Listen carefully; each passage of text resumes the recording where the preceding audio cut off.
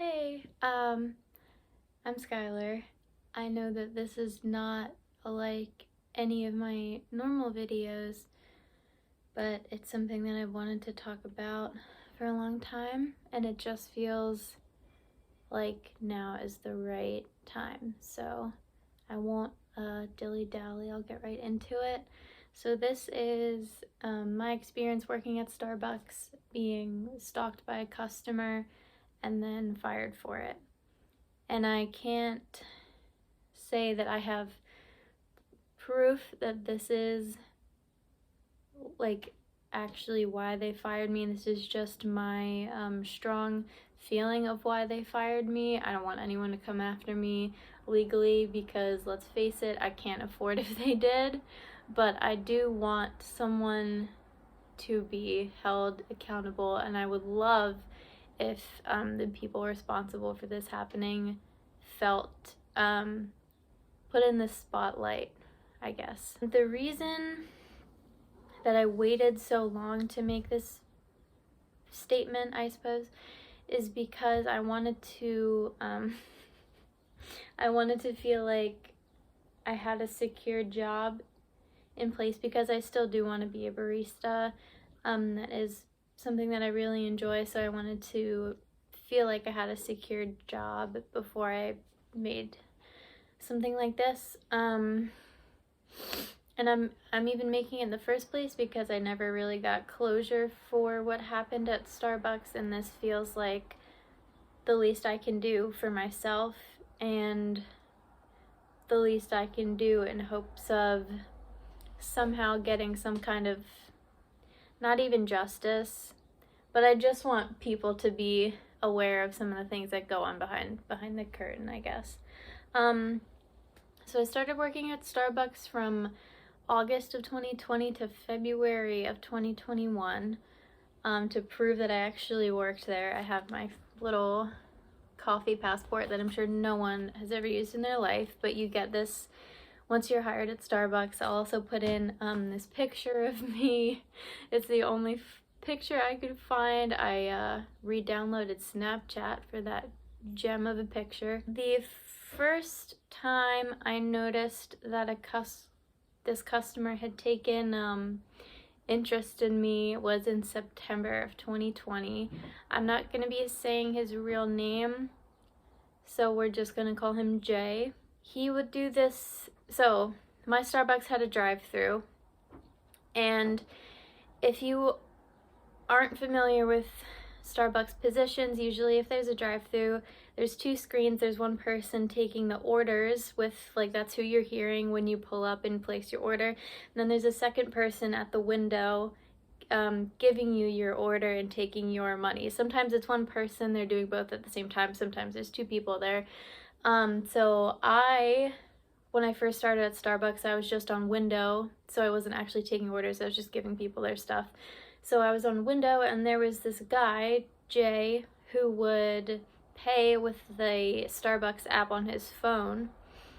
And so he would kind of do this thing. Let's pretend this remote is the phone. He would do this thing. He would hold up his phone for me to scan it. Then he'd kind of like do something like this and be like looking down. And at first, I mean, it looked a little strange, but I never really kind of put two and two together. So he would kind of like do something like this, and I always thought it was weird, but I never really thought too much about it because I was kind of like doubting myself, like, oh no, like he's not actually doing that, like that's not what's happening. This day, as he was driving away, he moved his phone from here into his lap, and he started just scrolling through pictures upon pictures of me that he had been taking in the drive-through window. And he was just scrolling and scrolling and scrolling through all these pictures that he had been taking of me. And that was the first time I actually saw what he was doing, like right in front of my face. Like it confirmed kind of what I was toying with in my head, like maybe he's doing this, but I actually saw it this time. And so I see this and I say, like, oh my god. And I don't know if he hears me or not, but he drives away, and I'm kind of like looking around, like, to everyone working with me, like, did anyone see that? Which obviously none of them did, but I was kind of shocked. And so I go up to one of the store managers. I'm not going to use his real name. It doesn't even matter. We'll say his name is Nate. So I go up to Nate, who we're going to get into who he is in a little bit. Not a good person. So I go up to him and I'm like, that guy was just taking pictures of me. Like, I just saw pictures of me on his phone, and his response was basically like, well, yeah, and what about it? And I didn't really know what to say, so I tried to go back to working. I was really upset. I was, in tears. And so I go back up to Nate and I'm like, I'm really upset. Like, I don't think I can work like this today. Like, I think I just need to go home. And he responded by saying, like, well, why would you need to go home? Like, you really need to go home for that? And I was like, well, yeah, I'm really upset. And he goes, well, what was so upsetting about it? And I said, what do you mean? And he said something like, well, like, he was just taking pictures of you. Like, it's not, like, that big of a deal. And I realized I'm not gonna get anywhere with this guy, so I'm just like, never mind. And so I work the rest of the day. And I'm thinking about all the times before now that Jay was probably taking my picture that I had no idea of. And it makes me think of, has he seen me anywhere else? Is he trying to find me with these pictures? Is he going home and, like, what is he doing with these pictures? This is what I'm thinking about for the rest of the day. Like, is he posting these somewhere? Are they for his own personal enjoyment? Is he going home and like masturbating to these pictures of me? Is he targeting me for some kind of like trafficking thing? Like, all of these possibilities are going through my head. Meanwhile, I'm getting no support from the people that I work for. There wasn't any incident report filed. No one was told about this. No personal information about Jay was written down. I tried to find his receipt, but by the time I looked, we already had so many other orders. It had kind of gone to the back of the system and I couldn't find it. So the second time that Jay arrived is on December 20th. It's been a while since I saw pictures of me on his phone. And I don't know if he knows that I've seen the pictures or not. So I'm giving him this look. I knew it was him, but I was kind of like gaslighting myself, like just trying to minimize the situation. And I'm looking at him, he's making this really strong eye contact with me, like not even saying a word. And I just give him his stuff, and he kind of like waves at me, like gives me a look and waves at me before driving away. This time, a different store manager was there. We're gonna call him Harry. Harry's better than Nate, but he still didn't really do much of anything. So I tell Harry about the situation. He had no idea that this had happened before, and it has been happening. I ask, should I contact the district manager? And he says, no, I'll take care of it. He doesn't take care of it. He doesn't tell anyone. So again, no one knows that this is happening. It's not reported, but I did get a receipt this time, and I will show a picture of the receipt. It doesn't have any of Jay's information on it, but I wanted to have a kind of timestamp in the moment of every time that this happened from this point on. So the third incident happens on January 17th. This time, I hear him coming. I'm not on window, but I know that he's here. And so Jay kind of sees me in the background of the store, and my friend that knows about the situation kind of saw him kind of hold up his phone, do some sort of a thing. But I told Nate that he was at the window. And so I'm like, this is it. Nate's gonna go up to him. He's gonna at least tell him, I know what you're doing, stop, which I was asking a little too much of Nate. But instead of going up to him and telling him, like, hey, we know what you're doing, he just kind of is like, all right, here's your cold brew, have a great day. And that's it. And I was kind of like, well, what the hell was that? Like, why didn't you say anything? And his response was like, well, like, what do you want me to do? I can't really say anything. So I was like, all right, so can you at least call the district manager and tell him about this? Because still, after months of this happening, nothing has been reported yet. So I'm like, can you call the district manager? And Nate's like, all right, fine. I'm like, can I be a part of that call by any chance? And he's like, no. I don't know why, but I was just like, okay, like, good enough. I'll show the second receipt of this incident, or the receipt going with this incident. So Nate has finally a discussion with the district manager, and he tells me their brilliant plan, which is that the next time Jay comes to the drive-thru, either Nate or Harry, the other store manager, are going to ask him to pull into the parking lot, and then they're going to, I quote, get his opinion on my accusations in the parking lot, and then, I guess, see what he says. And I knew that was the best I was gonna get, so I was just like, all right, sure. So the fourth time he comes to the store is on January 24th. This time, 2 baristas see him point his phone at me. I'm on a window this time, so I don't say anything. To this day, I wish I had, but I don't say anything. I just go on window and I tell my friends working, like, watch him do this, like, watch him pull his phone out, watch him be weird, just, like, watch. So I have people that I know that have actually seen this that can back me up. And they watch, and he drives away, and I take a picture of his license plate this time, in addition to a receipt. So I decide to just call the district manager myself.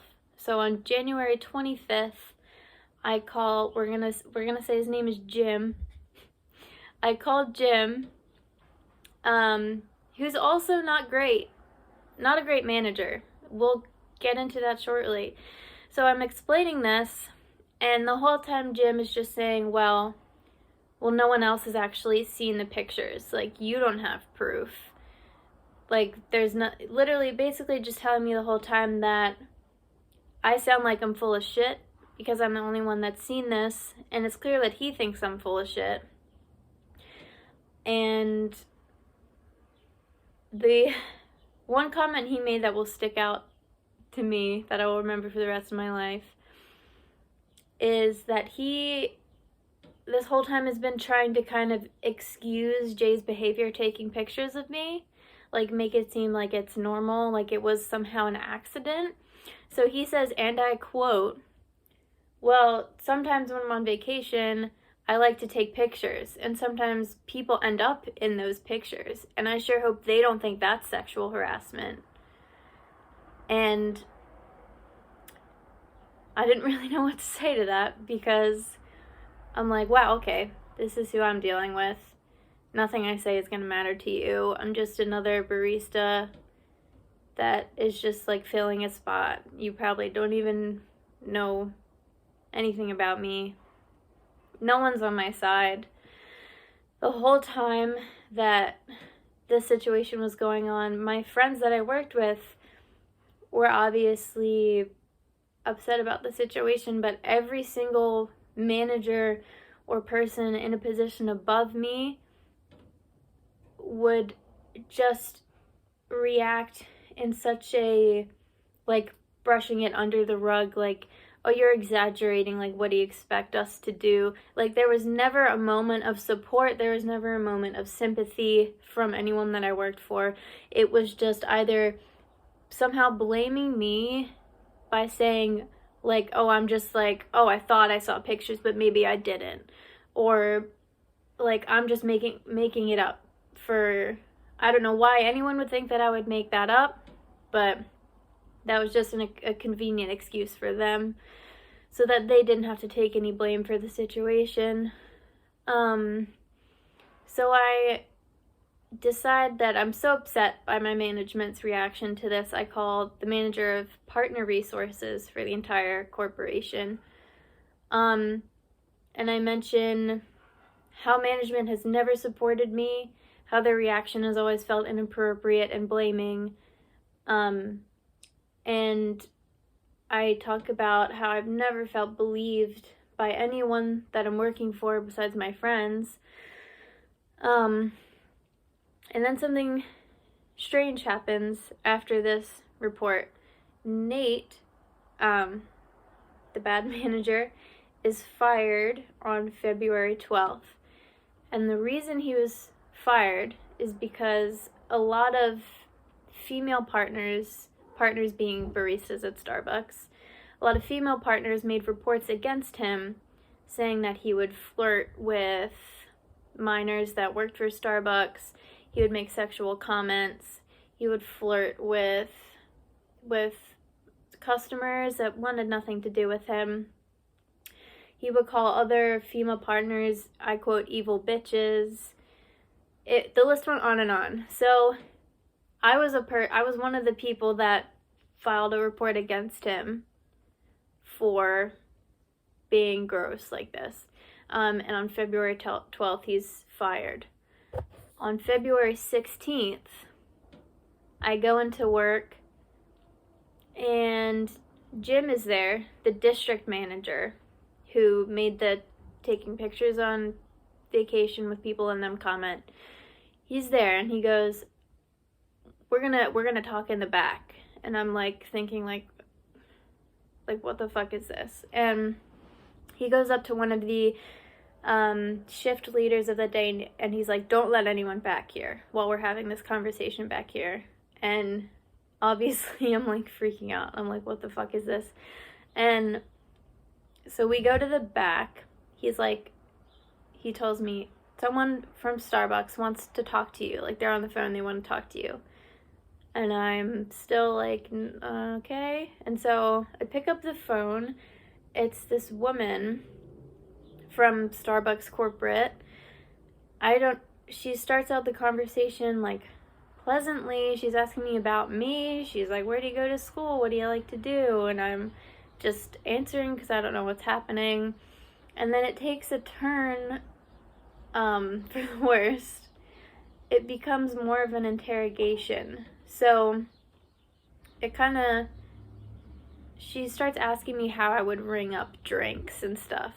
She's like, how would you ring up a quad Americano? And I tell her, and she's like, well, what if it was a mistake and they wanted it remade? And I was like, well, if it's a mistake, I probably wouldn't charge them for it again if we truly did make a mistake. Which probably wasn't the right thing to say, but get out of here. And then it kind of turned into, well, what losses have you caused the company? And I didn't know had no idea what she was talking about. And I was like, I don't think I've caused any losses for the company. And she says, well, I just want to know why good people do bad things. And this whole time that I'm having this weird phone interrogation, Jim is sitting next to me, listening to the call and taking notes, which I think makes it even more weird.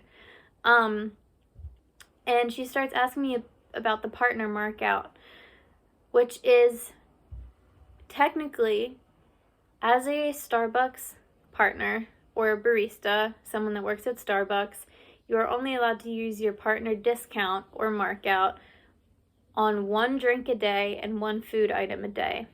If you ever worked at Starbucks, you'll know that that's not how it's actually used. That also wasn't how it was explained to me. I was encouraged by my management to use my discount for family members. I was never really told that I could only use it once a day. I later learned that that was the actual policy, but it was never something that was actually like strictly explained to me. So I said, I now know that it's like a once a day thing, but that's not really how anyone at the store uses it, not just me. Like that's not just a thing that I do. Like I'm not like stealing food from you. It's just that this wasn't properly explained. And so this strange interrogation goes on for probably 45 minutes. They ask me, oh, who else is causing losses to the store? And I don't want to say the names of anyone because this whole situation just feels really weird.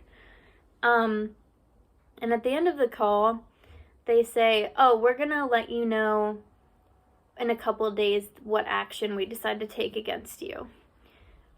And I'm like really shocked about this. The whole call was just trying to coerce me into admitting that I'm somehow stealing from them, which seems like a convenient way to get rid of me and a convenient way to get rid of my reports against Nate and this customer Jay.